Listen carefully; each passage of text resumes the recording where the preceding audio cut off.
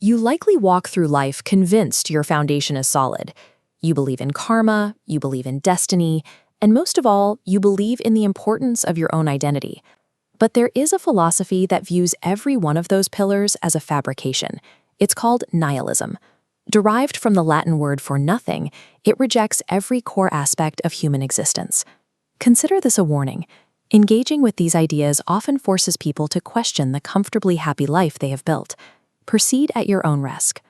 We cling to concepts like a grand purpose or divine faith because the human mind struggles to process its own insignificance. These ideas act as anchors in a sea we cannot control. Identity functions as a psychological defense mechanism. It is a thin barrier we construct to shield ourselves from the possibility of an empty void. To understand the weight of that void, we have to examine the first pillar of human sanity, our perceived special place in the cosmos. Cosmic nihilism suggests the universe assigns no inherent value to human life. The philosopher David Hume observed that from the perspective of the vast cosmos, there is no logical difference between the life of a human and the life of a bug. Both occupy an infinitesimal speck of space and time. To navigate this scale, we manufacture meaning. We treat our routines, jobs, and legacies as significant purely to maintain the feeling of being special. The universe operated in the dark for eons, long before humanity existed. It will continue to rotate, indifferent and silent, long after we are gone. Since the cosmos is unconcerned with our arrival or departure, any overarching purpose to our existence remains a human invention. If purpose is a fabrication, then our confidence in human knowledge is equally fragile. Epistemological nihilism examines the limits of what we claim to know, starting with laws like gravity. Physics governed the universe for billions of years without needing a human to observe it. Our discovery of these rules doesn't change the reality of the cosmos. It only changes our ability to describe it. These ancient Devanagari scripts represent early attempts to define truth, dating back 4,500 years, but the universe has existed for 13.8 billion. Describing these recent human concepts as absolute truths ignores the vast ancient reality preceding us.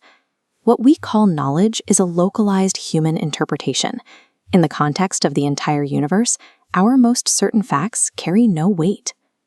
The final pillar is morality, the system of right and wrong that holds our societies together. Moral nihilism argues that these concepts are absent in nature.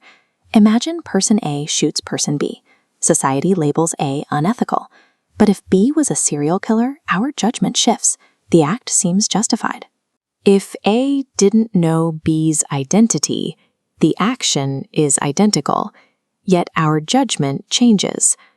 Morality relies entirely on context.